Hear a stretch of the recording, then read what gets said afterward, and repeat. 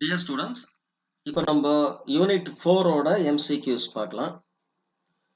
First question. So இதனுடைய solution பார்த்தீங்கன்னா உங்களுக்கு லென்ஸ் லா பேஸ்டு. ஸோ லென்ஸ் லா உங்களுக்கு டாபிக்ல ரெடியூஸ்டு சிலபஸ்ல இல்லை. ஸோ அடுத்தது ரெண்டாவது கொஸ்டின் போயிடலாம்.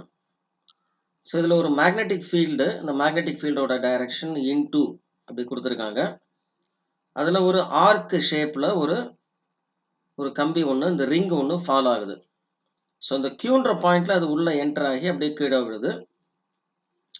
இது என்ன டாபிக்ல வரும் அப்படின்னு கேட்டிங்கன்னா 4.1.6 motional EMF.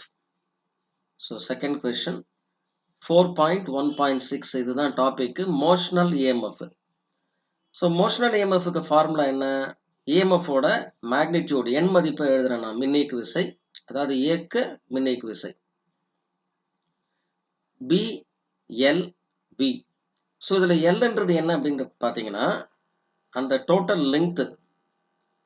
ஸோ இந்த லெங்க்த் Pலேருந்து R வரைக்கும் உங்களுக்கு டோட்டல் லெங்க்த் வந்து டயமீட்டர், அதாவது 2R. சப்போ 2RBV. ஸோ இந்த 2RBV தான் அதனுடைய மேக்னிடியூடு. இதில் டைரக்ஷனும் கேட்டிருக்காங்க. ஆனால் இதில் பார்த்தீங்கன்னா டைரக்ஷன் வந்து உங்களுக்கு எப்படி கண்டுபிடிக்கணும்னா லென்ஸ்லா பேஸ்டு தான் அது. இருந்தாலுமே நீங்கள் ஆப்ஷன்ஸை கொஞ்சம் கவனிச்சிங்கன்னா தெரியும். இந்த 2RBVன்ற இருக்கிற அந்த மேக்னிடியூட் ஆப்ஷன் வந்து D மட்டும்தான் இருக்குது. ஸோ அந்த R is at a higher potential, இந்த ஃபோர்த் ஆப்ஷன் பார்த்தீங்கன்னா அதுதான் கரெக்டான ஆன்சர். மற்ற ஆப்ஷன்ஸ் எதுலேயுமே 2RBV வரல. ஸோ அதனால் நமக்கு இந்த லென்ஸ்லாம் ஒரு போர்ஷன் இதில் நீங்கள் அப்ளை பண்ணணும் அப்படின்ற ஒரு சுச்சுவேஷன் இருந்தாலும் மேக்னிடியூடை வச்சு நீங்கள் ஆன்சரை கண்டுபிடிச்சிடலாம். ஸோ ஆன்சர் வந்து 2RBV, ஆப்ஷன் D தான் இதுக்கான ஆன்சர். ஸோ அடுத்தது தேர்ட் கொஸ்டின் போயிடலாம்.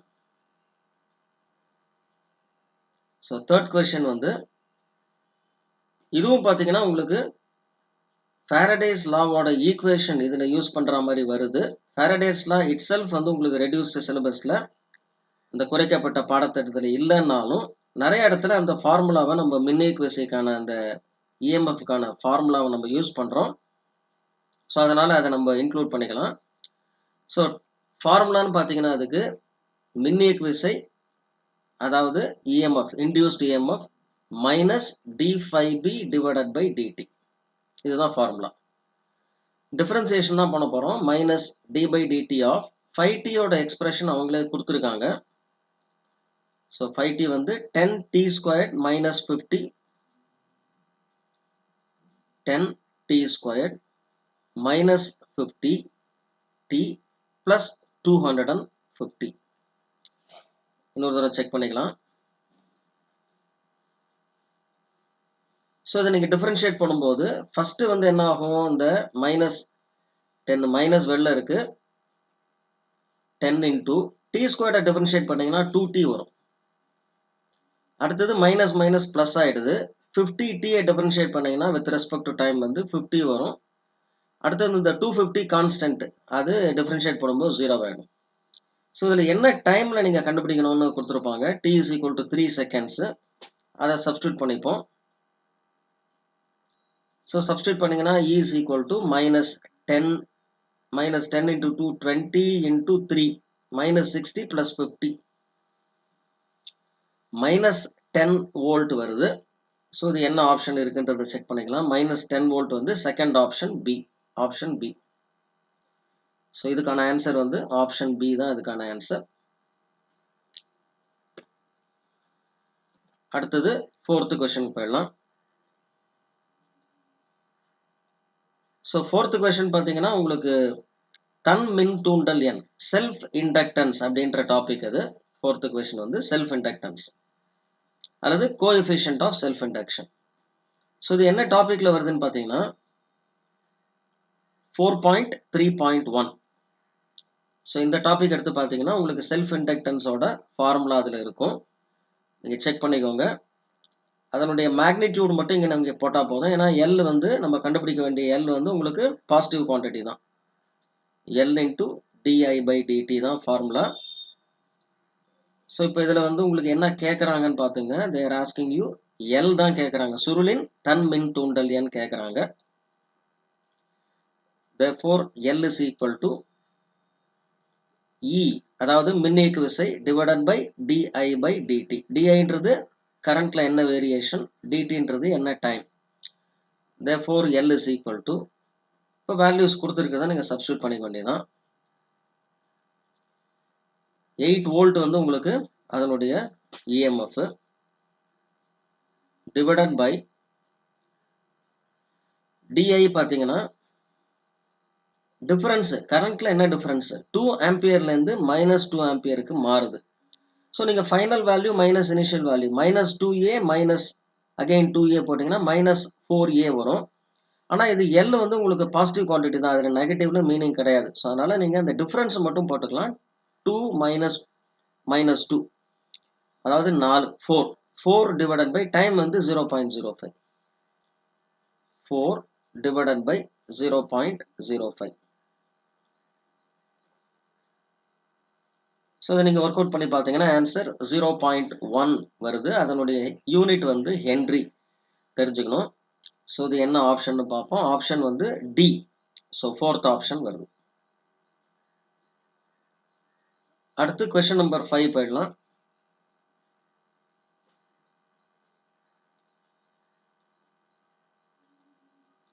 ஸோ இதுவும் பார்த்தீங்கன்னா உங்களுக்கு அதே மாதிரி இந்த செல்ஃப் இண்டக்டன்ஸ் அந்த ஃபார்முலா யூஸ் பண்ணி தான் நம்ம போடணும்.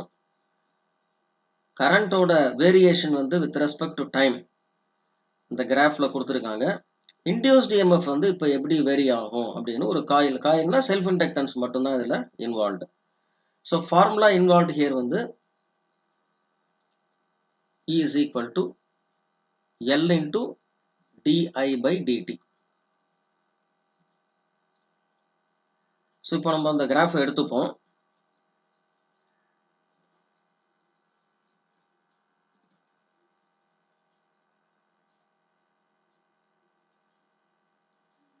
ஸோ ஒரு போர்ஷனாக அனலைஸ் பண்ணி பார்த்து நம்ம என்ன மாதிரி வேரியேஷன் இருக்குன்றத கண்டுபிடிக்கணும். வேரியேஷன் எதுக்கு கேட்டிருக்காங்க அப்படின்னு கேட்டிங்கன்னா தூண்டப்பட்ட மின்னியக்கு விசையின் மாறுபாடு. ஸோ ஈயோட வேரியேஷன் உங்களுக்கு எப்படி இருக்கும் அப்படின்னு கேட்டிருக்காங்க. நம்ம இந்த ஆன்சர்ஸில் இருக்கிற அந்த ஆப்ஷன்ஸையும் எடுத்து வச்சுப்போம், எது கரெக்டுன்னு செக் பண்ணிக்கிறதுக்காக.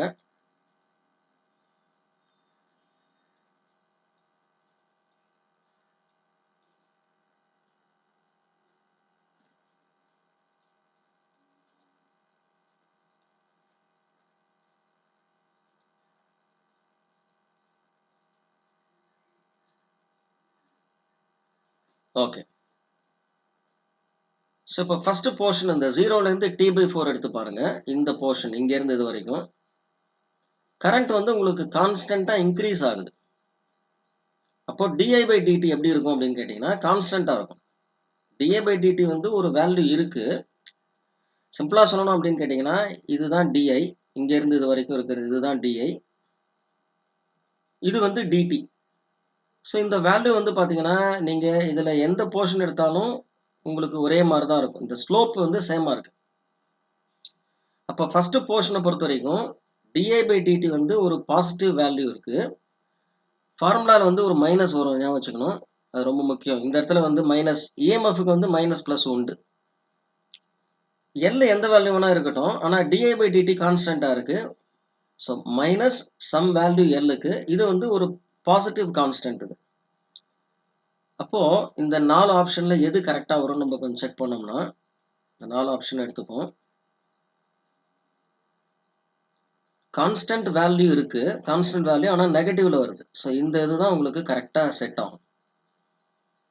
ஸோ 0லேருந்து T/4க்கு.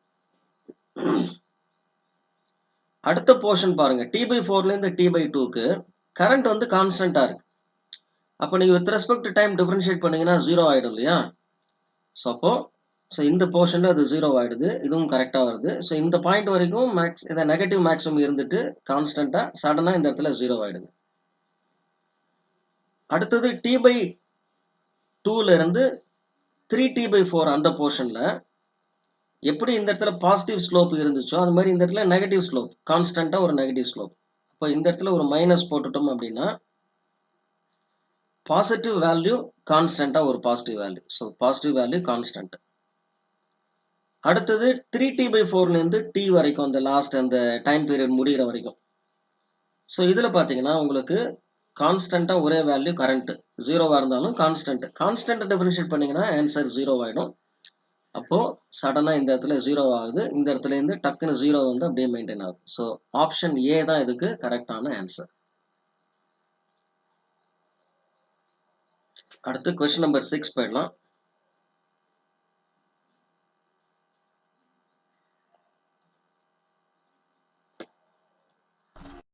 அடுத்து கொஸ்டின் நம்பர் 6ல மியூச்சுவல் இண்டக்டன்ஸ் சம்பந்தமான கொஸ்டின் இது. ஸோ டாபிக் பார்த்தீங்கன்னா உங்களுக்கு 4.3.4. ஸோ இதுதான் அந்த 4.3.4 ஹெட்டிங். ஸோ 4.3.4ல என்ன ஃபைனல் எக்ஸ்பிரஷன் அப்படின்னு பார்த்தீங்கன்னா இந்த எக்ஸ்பிரஷன் எடுத்துப்போம். m is equal to mu naught n1 n2 a2 l. இதில் இந்த ஸ்மால் n1 ஸ்மால் n2ங்கிறது என்னன்னா டோட்டல் நம்பர் ஆஃப் டர்ன்ஸ் இந்த ஃபர்ஸ்ட் காயில் முதல் கம்பிச்சுருளில் டிவைடன் பை அதனுடைய லெங்க். இதே மாதிரி n2ங்கிறது என்ன அப்படின்னு கேட்டிங்கன்னா capital N2 divided by L. So இதில் நான் எப்படி இதை எழுதிக்க போகிறேன், ரீரைட் பண்ணிக்க போகிறேன் அப்படின்னா this is equal to mu naught n1 by L n2 rather இது வந்து நம்ம இப்படி எழுதிக்கலாம் n1 n2 by L a2. இந்த L இங்க வரும், கேன்சல் பண்ணிக்கலாம்.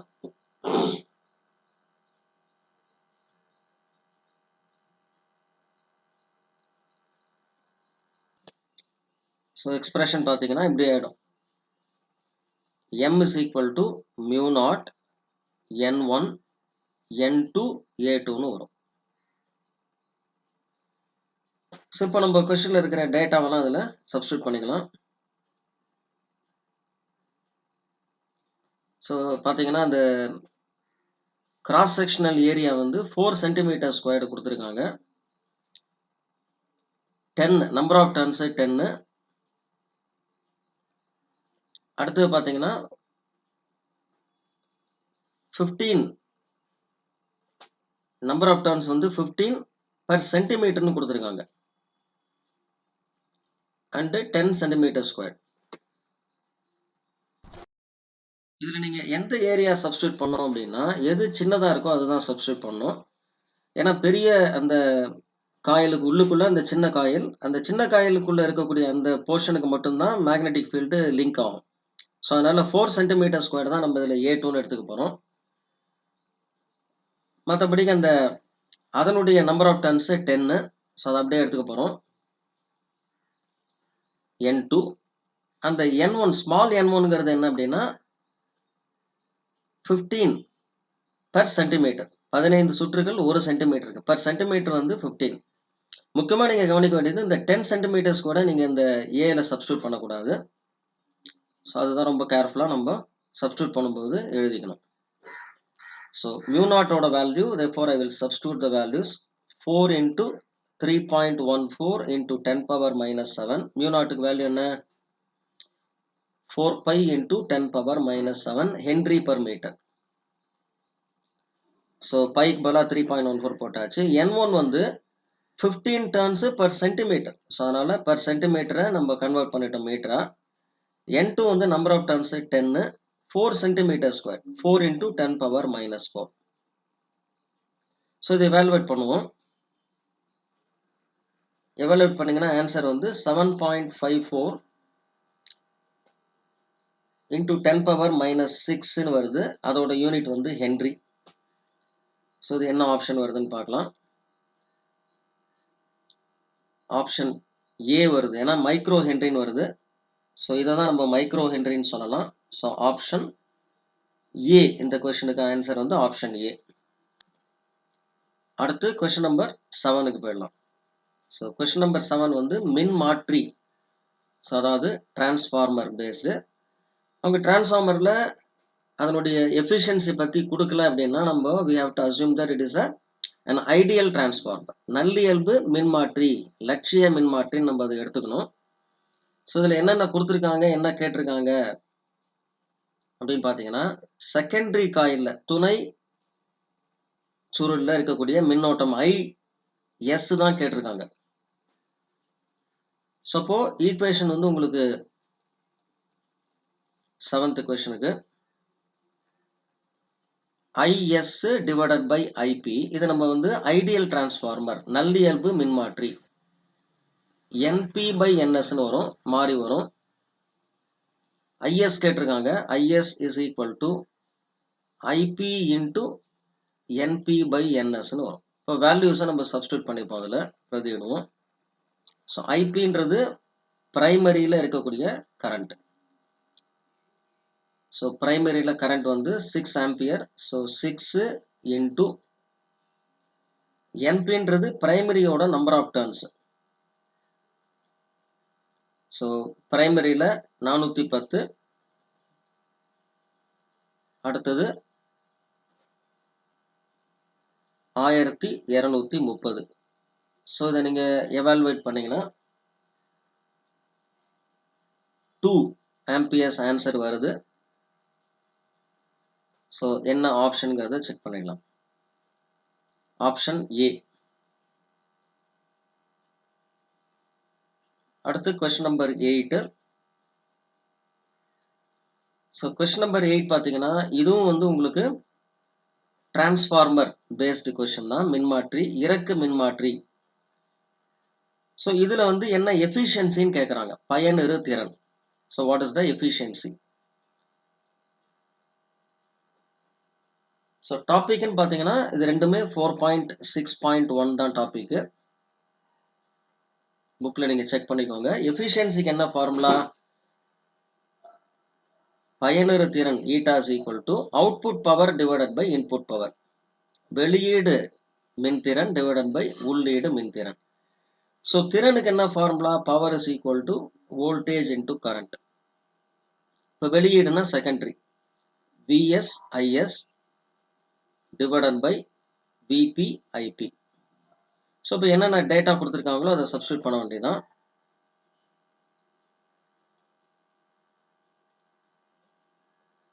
ஸோ இன்புட்டில் வந்து 220, அவுட்புட்டில் 11.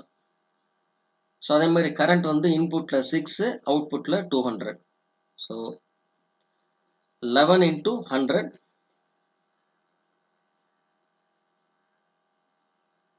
இது வந்து நீங்கள் வந்து வெளியீடு இறக்கு மின்மாற்றினா அதனுடைய வோல்டேஜ் வந்து கம்மியாகுது, கரண்ட் வந்து கூடுது. இன்புட்டில் பார்த்தீங்கன்னா வோல்டேஜ் 220 அதிகமாக இருக்கு, கரஸ்பாண்டிங்காக கரண்ட்டு 6 தான்.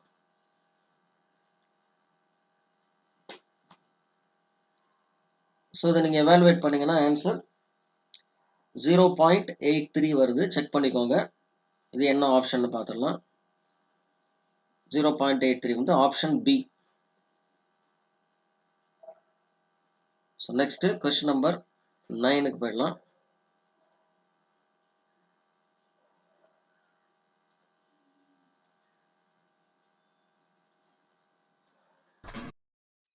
அடுத்து கொஸ்டின் நம்பர் 9ல ஆர்எல்சி மூணுமே ஒரு சர்க்கியூட்ல இருக்கு. ஏசி மாறுதிசை மின்னழுத்தம் மூலம். அதில் ஃபர்ஸ்ட் எல்லை ரிமூவ் பண்ணிட்டீங்கன்னா, அதாவது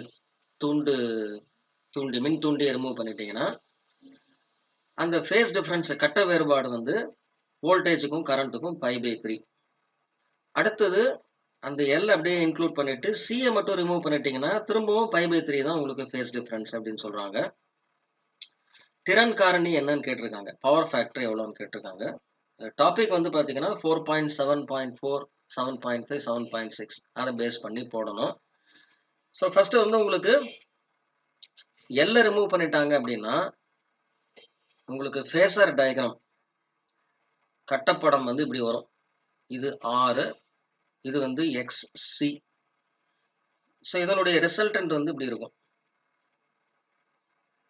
இந்த ஆங்கிள் தான் π/3ன்னு சொல்றாங்க. π/3னா 60 டிகிரிஸ். ஸோ tan 60 அதாவது √3 எதிர்பக்கம் opposite divided by adjacent.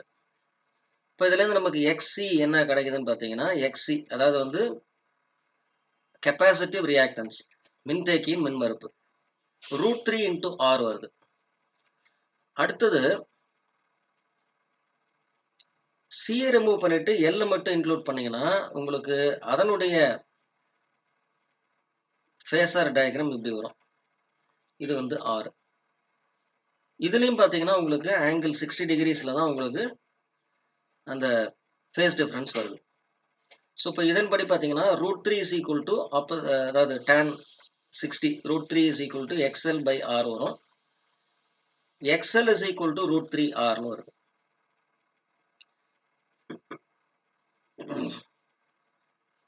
So XC is equal to XL அப்படின்னா என்ன அர்த்தம்?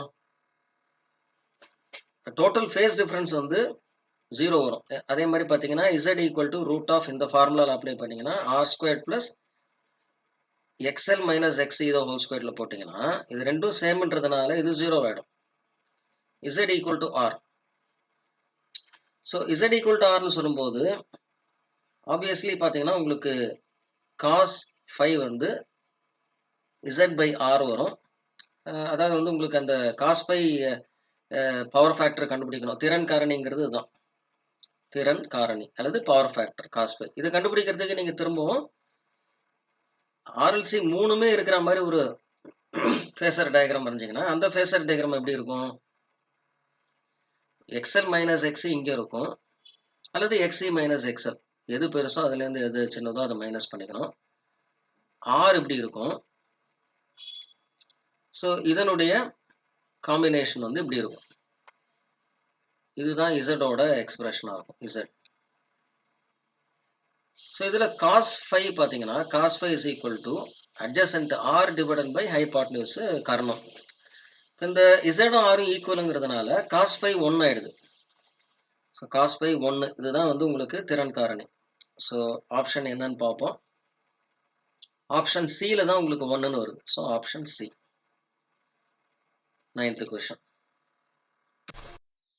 அடுத்து 10th கொஸ்டின் போயிடலாம். ஸோ இதில் ஒரு RL மட்டும் இருக்கக்கூடிய ஒரு சீரீஸ் ஏசி சர்க்கியூட்டு தொடர் RL சுற்று. ஸோ இப்போ இந்த தொடர் RL சுற்று வந்து உங்களுக்கு டாபிக் பார்த்தீங்கன்னா 4.7.4 அதில் செக் பண்ணிக்கோங்க. ஸோ இதனுடைய ஃபேசர் டயக்ராம் தான் நீங்கள் அதாவது கட்டப்படம் தான் நீங்கள் எப்போவுமே கான்சன்ட்ரேட் பண்ணணும். R வந்து இப்படி நம்ம எப்போவுமே போடுறது வழக்கம். XL வந்து இந்த பக்கம் இருக்க மாதிரி. ஸோ இது வந்து XL. ஸோ இப்போ இதில் அவங்க என்ன டேட்டா கொடுத்துருக்காங்கன்றதை செக் பண்ணிடலாம். மின்தடை மற்றும் மின் தூண்டல் மின் மறுப்பு அதாவது ரெசிஸ்டன்ஸும் கெப்பாசிட்டிவ் இண்டக்டிவ் ரியாக்டன்ஸும் சேமா இருக்கு. அதாவது XL R ரெண்டும் ஈக்குவலா இருக்குன்னு சொல்லிட்டாங்க. அவங்க கேட்டிருக்கிறது இந்த ஆங்கிள் கேட்டிருக்காங்க. கட்ட வேறுபாடு ஃபேஸ் டிஃபரன்ஸ் கேட்டிருக்காங்க. ஸோ tan கண்டுபிடிச்சிங்கன்னா tan φ வந்து ஆப்போசிட் பை அட்ஜசன்ட் ரெண்டும் சேம் இல்லையா 1. ஸோ எந்த ஆங்கிளுக்கு உங்களுக்கு வந்து 1 வரும் டேன்னா 45 டிகிரிஸ்.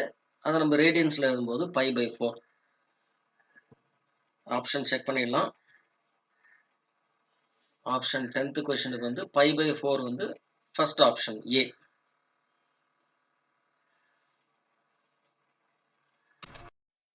அடுத்த கொஸ்டின் நம்பர் 11 போயிடலாம். RLC சீரீஸ் சர்க்கியூட் கொடுத்துருக்காங்க. அதை பற்றி சொல்லியிருக்காங்க. டாபிக் பார்த்தீங்கன்னா 4.7.6 புக்கில் செக் பண்ணிக்கோங்க. மின்தடை ரெசிஸ்டன்ஸ் வந்து 100 ஓம்ஸு.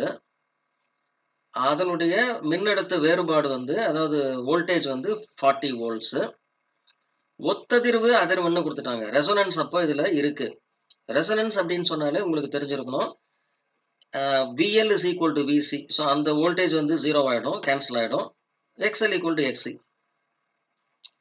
அப்போ நீங்க அப்ளை பண்ற வோல்டேஜ் வந்து என்டையர்லி வந்து உங்களுக்கு மின்தடை ரெசிஸ்டன்ஸுக்கு அக்ராஸ் வந்துரும். அப்போ நீங்க வந்து அதுல போற கரண்ட்டை நம்ம ஈஸியா முதல்ல கண்டுபிடிச்சிடலாம். I is equal to V by R னு போட்டாலே போதும். Question number 11. I is equal to V by R. V வந்து 40 னு சொல்லிட்டாங்க. ரெசிஸ்டன்ஸோட வேல்யூ 100 டிவைட் பண்ணா 0.4. இதுதான் அந்த சர்க்யூட்ல போற கரண்ட். இப்போ என்ன கேட்டிருக்காங்க அப்படின்னு கேட்டீங்கன்னா, கெப்பாசிட்டன்ஸோட வேல்யூ கொடுத்துருக்காங்க, ஒமேகா கொடுத்துருக்காங்க. எல்லுக்கு அக்ராஸ் என்ன வோல்டேஜ் இருக்கும்னு கேட்டிருக்காங்க. நம்ம ஏற்கனவே சொல்லிட்டோம், VLும் VCயும் ஈக்குவலா இருக்கும். அப்ப நீங்க VCயை கண்டுபிடிச்சிட்டீங்கன்னா, அந்த மின்தேக்கிக்கு குறுக்க இருக்கக்கூடிய இந்த மின்னழுத்த வேறுபாடை கண்டுபிடிச்சிட்டோம்னா, அது எல்லுக்கு இருக்கக்கூடிய அந்த மின்னழுத்த வேறுபாடுக்கு ஈக்குவலா தான் இருக்கும். ஸோ இப்போ நான் வந்து ரெசோனன்ஸ்ல தான், ஒத்ததிர்வுல தான் அது நடக்கும். சப்போ VL தான் நான் கண்டுபிடிக்கணும். ஆனா VL எதுக்கு ஈக்குவலா இருக்கும்? VCக்கு ஈக்குவலா இருக்கும். VCயை கண்டுபிடிக்கிறதுக்கு என்ன பண்ணலாம்? I into XCன்னு போட்டா போதும். ஸோ XCயை கண்டுபிடிக்கிறதுக்கு என்ன formula? X is equal to 1 by C omega. C எவ்வளோன்னு கொடுத்துருக்காங்க பார்ப்போம். ஒமேகா எவ்வளோ கொடுத்துருக்காங்கன்னு சப்ஸ்டியூட் பண்ணா உங்களுக்கு அது கண்டுபிடிச்சிடலாம். ஸோ C வந்து 4 மைக்ரோஃபாரடு, ஒமேகா வந்து 250. 4 into 10 power minus 6. ஒமேகா வந்து 250. ஒமேகாவே கொடுத்துட்டாங்க. ஸோ ஃப்ரீக்வன்சி கொடுத்து ஒமேகானா தான் 2πf போடணும். ஸோ டைரக்டா கொடுத்துட்டாங்க. ஸோ 4 into 250 வந்து 1000 கீழே வரும். ஒரு 10 power minus 6 வரதுனால 10 power minus 3 கீழே வரும். ஸோ XC வேல்யூ வந்து 1000 ohms வருது. XC is equal to 1000 ohms. இப்போ அந்த VL is equal to VC போட்டோம் இல்லையா? I வந்து 0.4 into XC வந்து 1000. ஸோ மல்டிப்ளை பண்ணீங்கன்னா 400 வோல்ட்ஸ். ஸோ இதுதான் ஆன்சர். செக் பண்ணி போய் எந்த ஆன்சர் வருதுன்னு. 400 வோல்ட்ஸ் வந்து ஆப்ஷன் சி வருது. Option C.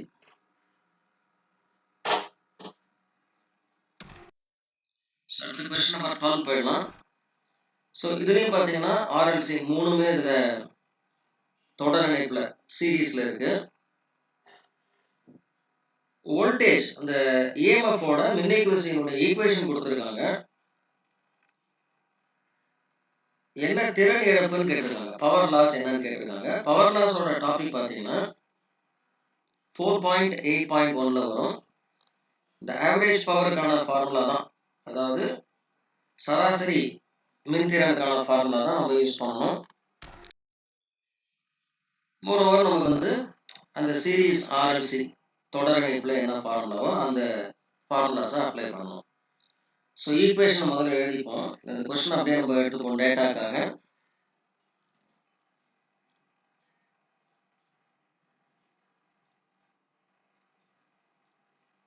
So question number 12 வந்துடும்.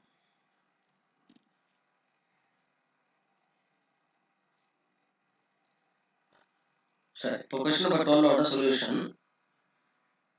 ஃபர்ஸ்ட் எல்லோட டேட்டா கொடுத்துருக்காங்க 20 milli henry. So 20 into 10 power minus 3 Henry.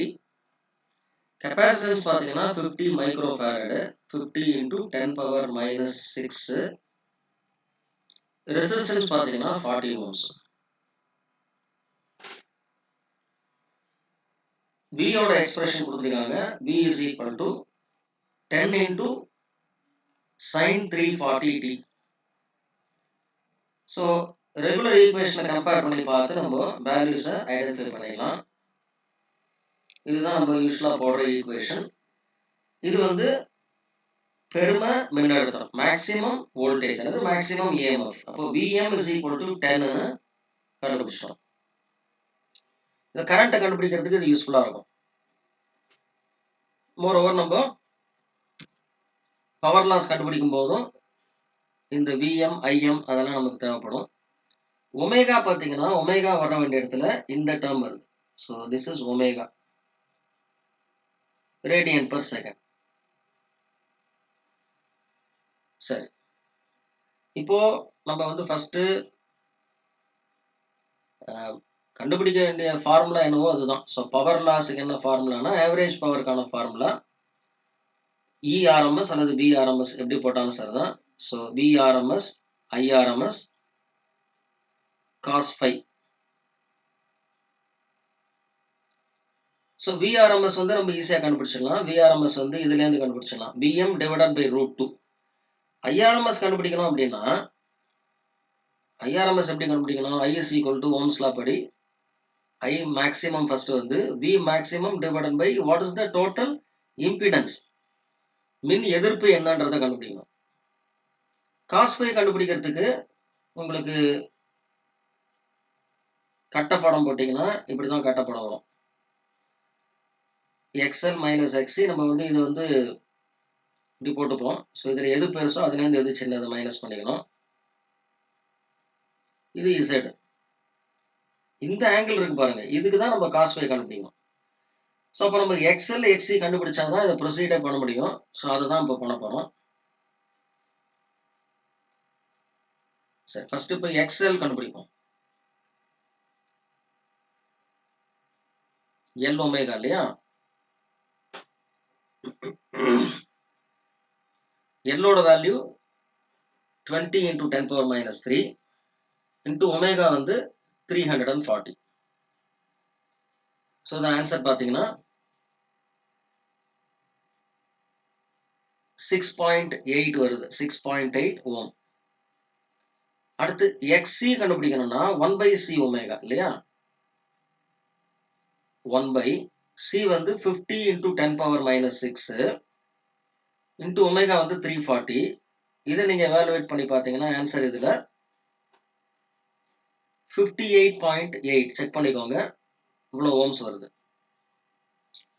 Obviously இதுல எக்ஸி தான் பெருசா இருக்கு. அப்போ எக்ஸி மைனஸ் எக்ஸ்எல் இதுதான் வந்து உங்களுக்கு டோட்டல் ரியாக்டன்ஸ். 58.8 மைனஸ் 6.8 52 ஓம்ஸ் வருது. அப்போ இந்த ஃபேசர் டயக்ராமே எப்படி இருக்கும்னா ஆறு வந்து உங்களுக்கு அவங்களே கொடுத்துருக்காங்க 14. எக்ஸி மைனஸ் எக்ஸ்எல் இந்த டைரக்ஷன்ல தான் இருக்கும். இது 52. இசட் வந்து நம்ம கண்டுபிடிக்க வேண்டிய இசட் இங்க இருக்கும். 5 வந்து இங்க இருக்கு. இசட் கண்டுபிடிப்போம்.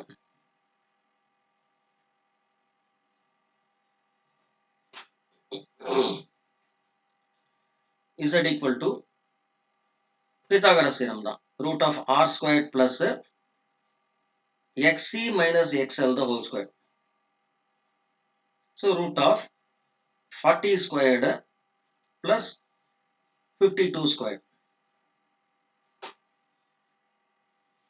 இதை எவாலுவேட் பண்ணீங்கன்னா 65.6 ஓம்ஸ் வருது இசட்.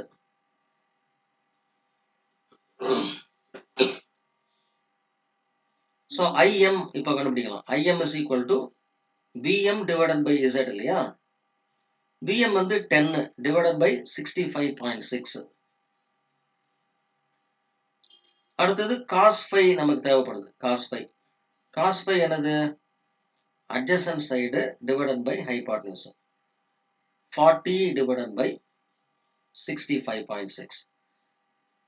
இப்போ நம்ம பவர் லாஸ் கண்டுபிடிக்கணும்னா VRMSங்கிறது என்னது? VM divided by root 2. IRMS IM maximum current divided by root 2 into cos phi. Cos phi வந்து R by Z. VM வந்து உங்களுக்கு என்னது? 10 divided by root 2 into IM இங்க இருக்கு பாருங்க, இதை சப்ஸ்டிட் பண்ணலாம். IM வந்து 10 divided by 65.6. இதுலயும் root 2 நம்ம மல்டிப்ளை பண்ணாதான் RMS மாறும். அது cos phi பண்ணா R by Z 40 divided by 65.6. So இது மொத்தத்தையும் ஒர்க் அவுட் பண்ணி பார்த்தீங்கன்னா ஆன்சர் 0.46 வருது, வாட்ஸ்ல வரும். ஆன்சர் செக் பண்ணிக்கலாம் என்ன ஆன்சர்னு. ஆப்ஷன் சி உங்களுக்கு வருது. ஆப்ஷன் சி தான் இதுக்கான ஆன்சர். அடுத்து கொஸ்டின் நம்பர் 13 போயிடலாம். ஸோ இதுலயும் பார்த்தீங்கன்னா சராசரி திறன் ஆவரேஜ் பவர் கன்சியூம்டு தான் கேட்குறாங்க. ஆவரேஜ் பவருக்கு ஃபார்முலா நமக்கு தெரியும். டாபிக் பார்த்தீங்கன்னா 4.8.1.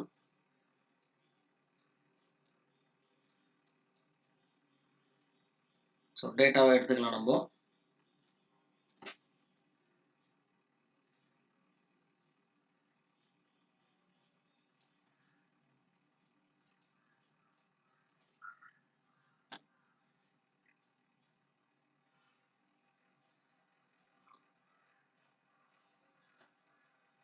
டாபிக் வந்து 4.8.1 அந்த டாபிக் பாருங்க. ஆவரேஜ் பவர் கன்சியூம்ட், அதாவது நுகரப்பட்ட சராசரி திறன் வந்து வோல்டேஜ்னு எடுத்துட்டீங்கன்னா voltage maximum voltage maximum current divided by 2, அதாவது நீங்க RMSல போட்டீங்கன்னா √2 கீழே வரும். அதுக்கப்புறம் cos π. ஸோ ஈக்குவேஷன்ல நீங்க இதுதான் வந்து மேக்ஸிமம் வோல்டேஜ், இதுதான் மேக்ஸிமம் கரண்ட், உங்களுக்கு தெரியும் நினைக்கிறேன். இதுதான் ஃபேஸ் டிஃபரன்ஸ். அப்போ 1/2 இன்டூ மேக்ஸிமம் வோல்டேஜ் வந்து 1/√2, மேக்ஸிமம் கரண்ட்டும் 1/√2 தான். cos π/3, π/3னா 60, cos 60 1/2, 1/2 இன்டூ இது ஒரு 1/2, cos 60 ஒரு 1/2, 1/8. Option D. அடுத்து கொஸ்டின் நம்பர் 14 போயிடலாம். கொஸ்டின் நம்பர் 14 பொறுத்த வரைக்கும் இதுதான் அது.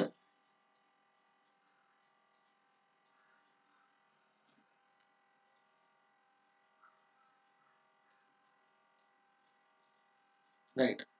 அலைபுறம் எல்சி சுற்றுனா ரெசோனன்ஸ் சர்க்கியூட் தான் அது.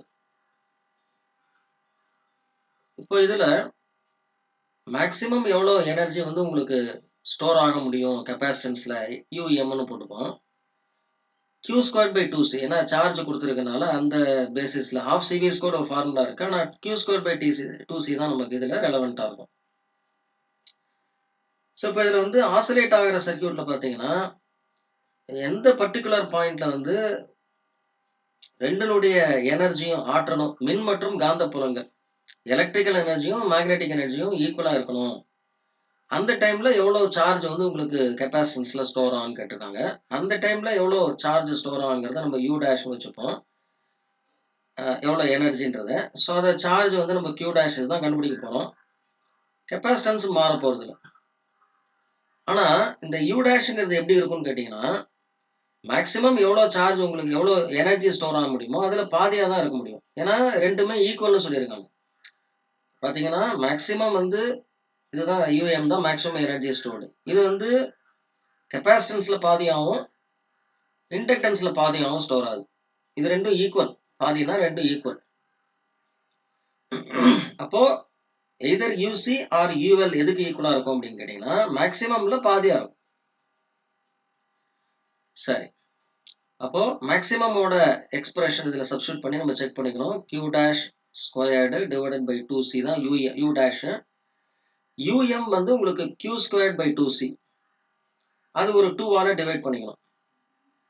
ஸோ சியை கேன்சல் பண்ணீங்க, ஒரு 2வை கேன்சல் பண்ணீங்க. இப்போ Q dash is equal to Q dash squared is equal to Q²/2 வருது. இப்போ Q டேஷ் என்ன ஆகும், நம்ம கண்டுபிடிக்க வேண்டிய சார்ஜ் தான் Q/√2ன்னு வரும். ஆப்ஷன் சி தான் உங்களுக்கு கரெக்டான ஆன்சர். அடுத்த கொஸ்டின் நம்பர் 15 போயிடலாம். கொஸ்டின்ல வந்து இதுவும் ஆர்எல்சி தான். இதுல பாத்தீங்கன்னா மேக்ஸிமம் பவர்னு சொல்லும்போது மேக்ஸிமம் பவர் எப்போ வரும், ரெசனன்ஸ்ல தான் வரும். ஸோ இப்போ இதுவும் வந்து நமக்கு ரெசனன்ஸ் அந்த டாபிக் தான். டாபிக்னு பார்த்தீங்கன்னா 4.7.7 தான் அது. ஸோ கொஸ்டின் நம்பர் 15 டாபிக் வந்து 4.7.7 செக் பண்ணிக்கோங்க. ஸோ கொஸ்டின் இதுதான். ஸோ ரெசனன்ஸ்ல எப்படி இருக்கும் உங்களுக்கு, XL ஈக்குவல் டு XCன்னு வரும்.